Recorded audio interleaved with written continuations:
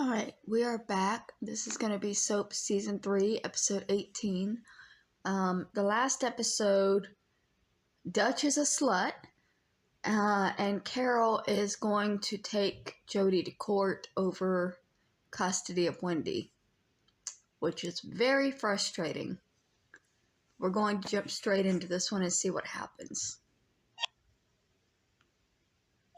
In the last episode of SOAP, Carol told Jody she wanted to see the baby. And after seeing the baby, she told Jody she wanted the baby and would take him to court for custody. The doctor told Mary that she's pregnant, and then he told Bert that he was going to die. Although Mary told Bert she's pregnant, Bert didn't tell Mary he's going to die. But he did tell Danny, and then the doctor told Bert he'd made a mistake and told him he wasn't going to die after all. Mary, who's happy she's pregnant, is worried the baby might be an alien, something she hasn't told Bert. Danny and Polly told each other they loved each other. And then they told a real estate broker they wanted a house. The real estate broker told them he had a nice house, but there was no telling how nice the neighbors would be. Chester told Jessica he was in love with the minister's daughter, and Jessica threw him out of the house and told him never to come back. Then Jessica got depressed and went to a psychiatrist who told her she was perfectly normal and that he wanted to date her. Meanwhile, the minister's daughter told Chester he was too old and she left him. Billy told Jessica he was getting tired of Leslie, and Dutch told Eunice he knew she was cheating, and Eunice told Dutch she wouldn't do it again. Then Dutch found a note telling him that Eunice had run away with another man. Dutch told Corinne, and Corinne told Dutch he was still welcome in the house. One thing led to another, and Dutch and Corinne wound up in bed together, so there's no telling what will happen. Confused? You won't be after this episode of SOAP. I had forgotten about Billy and the teacher, but I knew he wouldn't be interested This is after the he story was of two age sisters, and it wasn't Jessica forbidden Tate anymore. and Mary Campbell. These are the Tates. And these are the Campbells. And this is SOAP.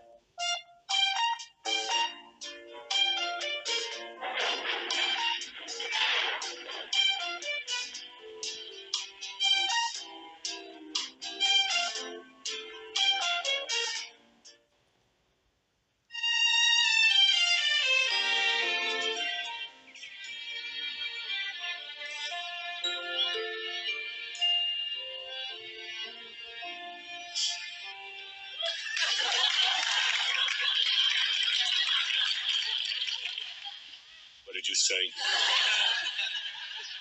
What did I just hear you say? Go on, sir.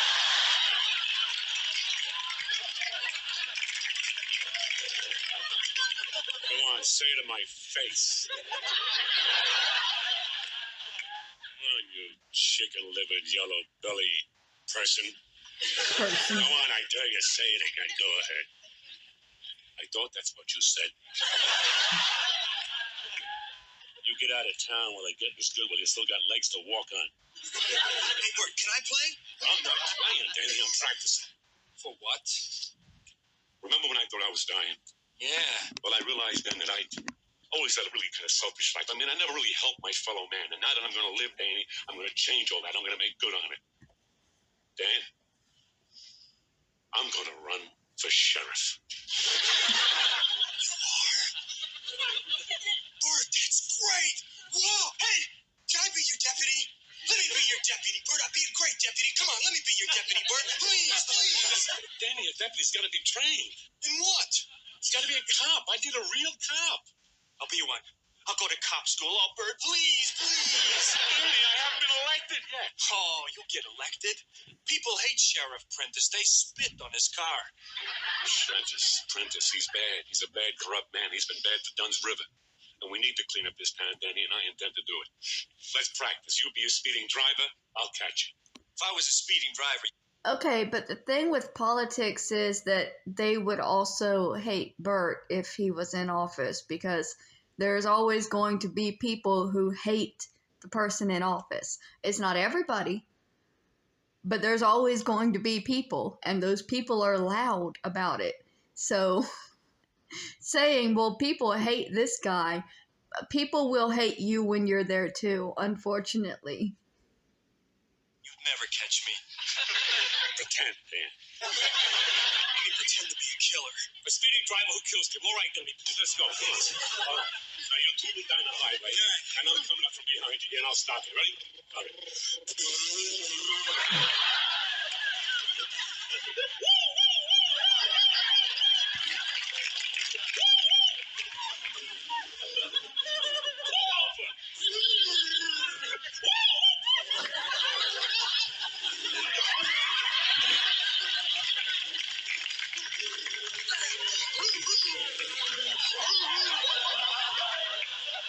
Richard Mulligan is just too much. Now I'm going to approach the car. Now, you got to do this very carefully because, you know, more cops get killed approaching cars than anywhere else.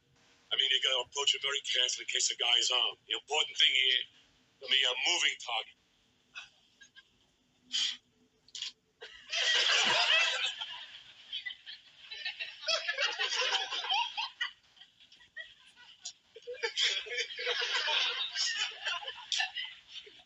It's the rush, big guy. Let me give you my license, officer. Gotcha first. Didn't you wing me? What do you mean, winged you? I killed you. I got you in the head. I got you in the heart. You did not. I got you. Boys, you cannot play nicely. You'll have to play outside. He's going to be sheriff. Bert's going to be sheriff, and I'm going to be the deputy. At least the new baby will have plenty of playmates. I don't think it's going to happen that fast. Man, what Danny's trying to say is, you ready for this?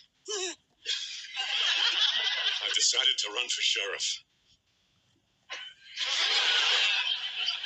Mary's not amused. Hello. Sheriff, are you crazy? What if you win?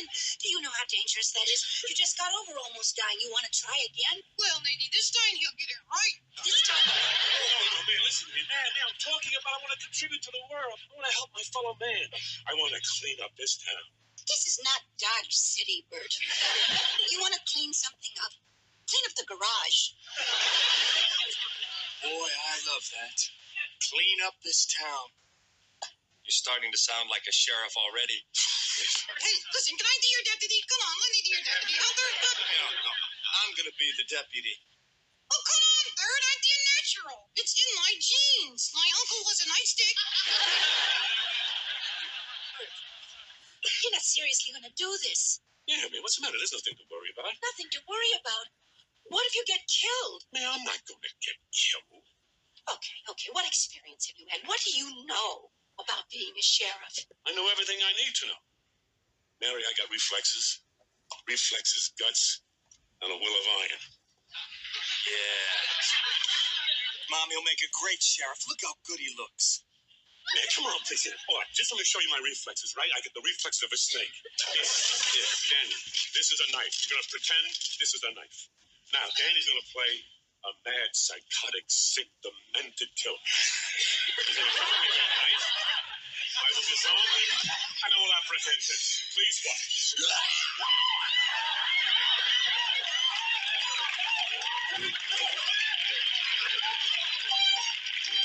Instant death.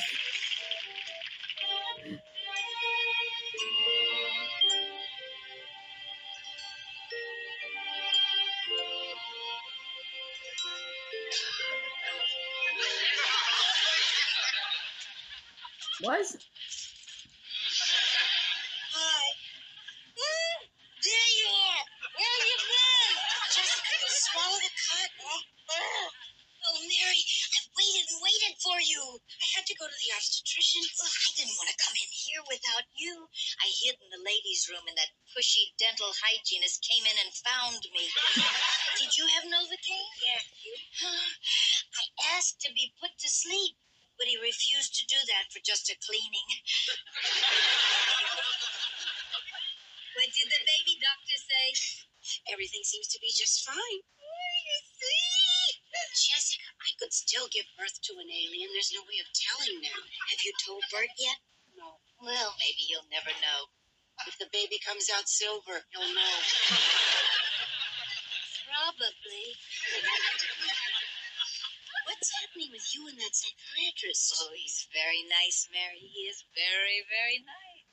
Have you slept with him? Oh, no, I'd be afraid to. Why? Oh, because Mary, he's a psychiatrist. He's got to be the greatest lover in the world. They know everything about sex. They're the ones that write those books. So, you see, I cannot sleep with him until I'm sure that I can do it absolutely perfectly. There is no absolutely perfectly. Well, there's very good. So I won't do it until I know that I'm very good. Of course, I don't know how in the world I'm going to get in any practice. Oh, Jessica, I'm sure you're very good. I don't know. I mean, how can you tell? With tennis, I can look at Chris Everett, and I know I'm not. But this, I'm beginning to get a little numb. Me too. Mary, did you ever... I don't know how to put this. You know, sometimes when you're at a party and you're having an awful time and you dance and laugh like you're having a lot of fun, did you ever do that in bed? Dance and laugh? You mean fake it? Is that what you mean? Did I ever fake it? Yes. Did you? Maybe once. Oh, You? maybe once. The only time I do it is when I'm tired and I just want to get him to stop. Well, once in a while I have, simply because I couldn't and I didn't want him to think he was mad. Of course, that made it more difficult later on when he continued to do what he thought had worked so well before.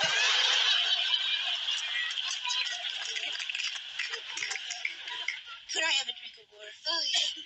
Sure, here. Oh, God.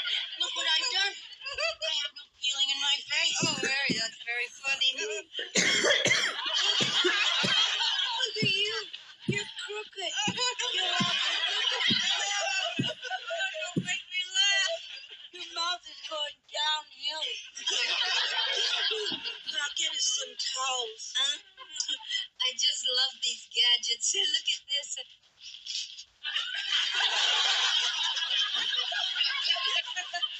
I can see one nostril. I like the drill that squirts water. I hate the drill. I hate this place. I'm leaving. My teeth are fine. Jessica. No, he'll make me spit in the bowl, Mary, and I can't spit in the bowl. It's so rude. And the one time I tried to spit in the bowl, I missed it and I spit on his leg. Goodbye, Mary. Jessica, come on now. You have been doing this since we were children. It'll be okay. Really. I'll hold your hand. Come on. Okay, Mrs. Campbell, we're ready for you. Oh, God. No. I understand her though, because I also hate the dentist. I've only been twice in my life because I didn't go when I was a child. I didn't have the kind of parents that cared about our dental or physical or mental health or well-being. So I didn't go to the dentist until my wisdom teeth began coming in when I was about 23 or 24. And the only time I've ever been to the dentist was when they did the x-rays to find my wisdom teeth and to see what the problem was, which was that they were impacted and they were growing towards my other teeth and putting pressure on all my other teeth. And then they put me to sleep and extracted the teeth. And the last thing the dentist said before I fell asleep was, "You might never feel the side of your face again." And then I was out. Because apparently one of the teeth was pressing against a nerve, and he wasn't sure that he could cut the tooth out without severing the nerve, which would have impacted whether or not I had feeling in the left side of my face, because I would have had nerve damage. Thankfully, he was a decent enough dentist that I still have feeling. But it was a scary thing to have said in the last second before that shit knocks you out. After that, I went for one cleaning, and then I never went to the dentist again. And I probably won't for a long time because I hate the dentist. It makes me so uncomfortable just thinking about it. Which I know my teeth are jacked up, but I can't. I can live with the janky teeth until they hurt, at least. I can't. Of course you can, Mary. Come on. It's going to be easy. Come on. I'll stay with you and I'll hold your hand. And I'll sing to you, Mary. You promise? I promise.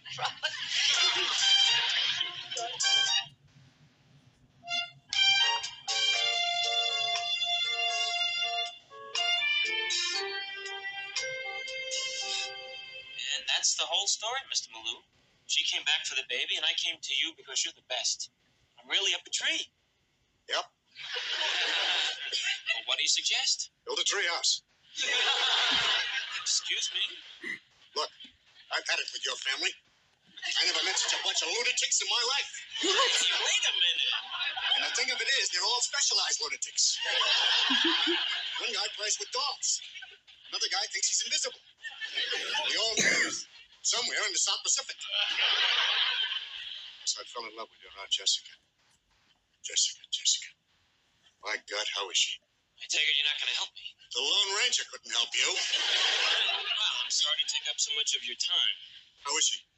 Who? Your Aunt Jessica. Are you going to take the case or not? She's the most beautiful, exciting woman I've ever met. Mr. Malou! I can't take the case. I don't do custody cases. The father rarely wins. I don't like to lose. My father said to me once, "Your Honor," he said, "winning isn't everything, but losing sucks."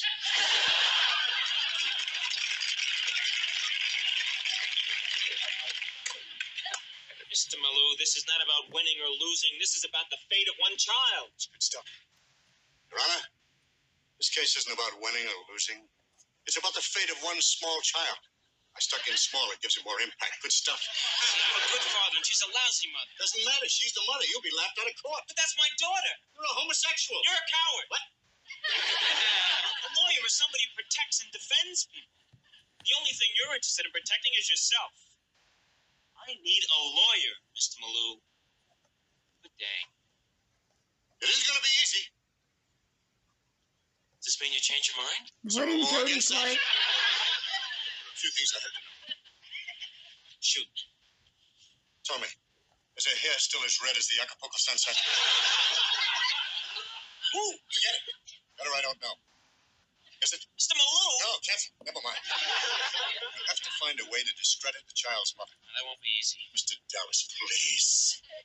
I've been discrediting people since before you were born. All we have to do is show that the woman associated herself with nefarious characters.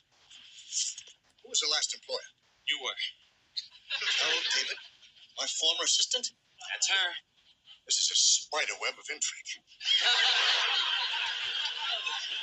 Twisted plots, high drama. We'll get the movie rights. Now alone, play me. Okay.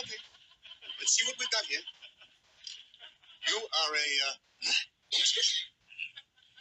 And as I remember, you once tried to commit suicide. Does anyone know that? Carol. Swell. It was right before my sex change operation. Used to be a woman? No, I didn't do it. Too bad. Two mothers fighting over the same child. Talk about a movie. Okay. Let me wade through this to see what I come up with. If I need any more information, I'll get in touch with you. Really think we have a chance? If there's a crack in the plaster, we'll knock down the wall. I'll be in touch. One more thing. Yeah? Does she ever talk about me? Carol? Jessica. Mr. Malou! Forget it. Never mind. I'll call you later. Thanks, Mr. Malou. I really appreciate this. This is the most important thing in my life. It seems like Jody would get a little more help with this guy if he would just bring his Aunt Jessica to the meetings. She could get him to really pay attention to the situation at hand. I mean, she'd probably have to agree to a date with him, but who doesn't she date at this point? It would help Jody. Is that morally wrong? Oh, my fiancé. Cancel my marriage. Cancel my marriage. Damn. Didn't even talk to... Which scarf do you think looks the best? Man didn't even talk to Jessica in that conversation, and he's still willing to just cancel his marriage. I don't know. They both look bad. Oh, Ma, you look lovely. Oh, Corinne, my psychiatrist is coming to dinner, and I look like an organ grinder.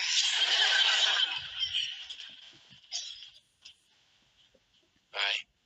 Hi. Slut. You look nice. I do? Yeah. Oh. Here, taste the sauce for the duck. How is it? It's wonderful. It stinks. Dutch confessing to be a slut will forever make me laugh. Every time he's on screen now, the first thing I think is slut. Them apricots. One apricot too many and the whole sauce is down the soup. Oh, dear.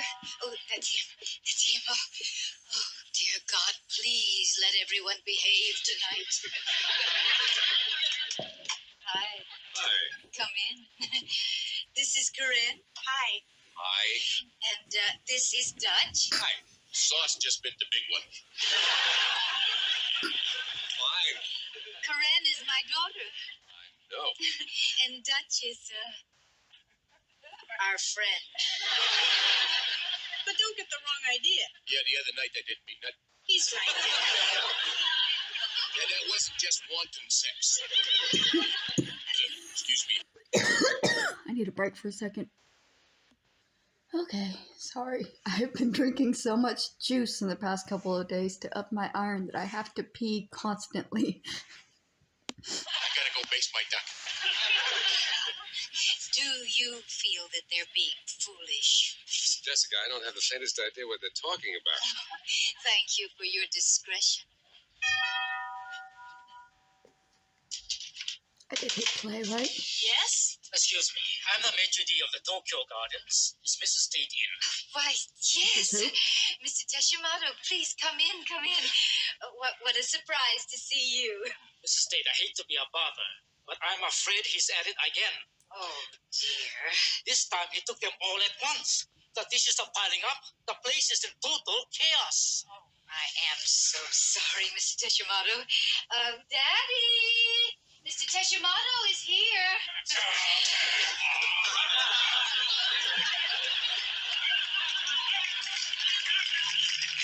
She keeps taking her servants. Well, General, I've got to hand it to you. They didn't tell me a thing. I should expect the release of the same number of my officers by 0600. Carry on. My father. I guessed. Oh, dear. Sayonara and tempura. Hey, well, just what do you think? Huh? I knew you'd love it. It's like this. I got a whole assortment here. What do you see? The whole the presses. Take your pick. Take a gamble, vote for Campbell. Wait a minute, this is even better. I got more here. Look at this one. Graft is dirty. Vote for Bertie. What do you think? Hi, stranger. My name is Bert Campbell. I never lie to you. I know I can count on your vote. That's it. Wait, this is my most favorite one of all. This is the one. Vote for Bert. Simple. Doesn't rhyme, but I think it sort of says it all. I think the outfit sort of says it all. Oh, I like you, stranger. Here, be my guest. Corinne, here. Yeah, Jess, I'm on the trail. Leslie, the teacher, Magna Carta, Louisiana Purchase. How you doing? Oh, here's something for your bumpers. Excuse me, I gotta go. My brother-in-law. Is Billy home? Oh, dear, I'm afraid he isn't. Oh! It's Billy's teacher. She's a little upset because he's not home. She must get hysterical when he's late for class. He's left me. I just know it. Listen, why don't you just go upstairs and freshen up, dear, and then you can join us later for dinner. Jessica, is it always like this? Always like what? I think I should set up an office here.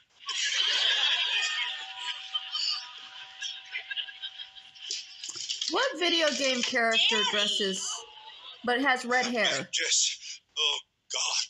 I'm back. He's giving me vibes and I Only can't say a place word, them. Jess. I would like you to know I've strayed.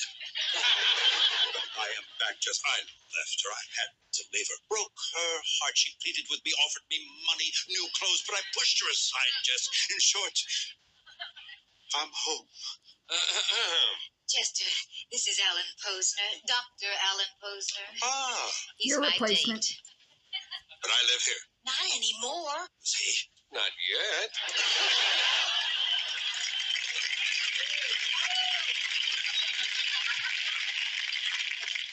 Chester, I told you never to come here again. All right now, Jess, really, you know the problem that I had with cheating? Well, I went to a clinic, and they told me it was a simple allergic reaction. Bull. Oh, this man, Chester, is a psychiatrist. Now, I want you to leave. You don't belong here anymore. Very well, Jess, I'll go. If you wish. I'm going to get you back, Jess. I hope not. And I'm going to win you back. Hope you like a good fight, my man, because I'm going to fight. And I am going to win. Oh, Jess, please! Get up. All right, I'll leave, but I shall return. I shall return. Is MacArthur here? Dinner is served. You must think we're crazy. Oh, don't be silly. You mean you don't think we're crazy? No. Eccentric maybe, but crazy no. Jessica, if there is anyone crazy in this house, it's me. You? I've only known you a short amount of time, Jessica. And I think I'm in love with you. Now, that's really crazy. I have been enamored of you for quite some time. But out of respect, I've admired you from afar. Oh. The work you did with our boys, wonderful. Can you believe this? Dinner with Eleanor Roosevelt.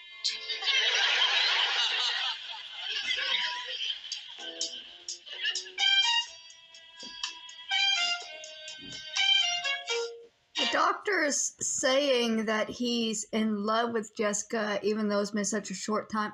This is standard. This is exactly the same script that every man who has entered her life in the past 3 seasons has used. What are the chances of Mary having an alien baby? Will she be able to find clothes in its size? Are Billy and Leslie really through? How will this affect his grades? Will Chester win Jessica back from the psychiatrist? Now that Malou is back handling Jody's case, will he be back to handle Jessica as well? Will Bert be sheriff? If Bert is sheriff, will Danny be deputy? If Bert is sheriff and Danny is deputy, will Mary be mad? These questions and many others will be answered on the next episode of SOAP. This was a fun episode. They had a lot of playing in this episode, a lot of Bert's physicality and his comedy. Richard Mulligan is a fantastic physical comedian. He can make me laugh just by jittering, and he's so funny.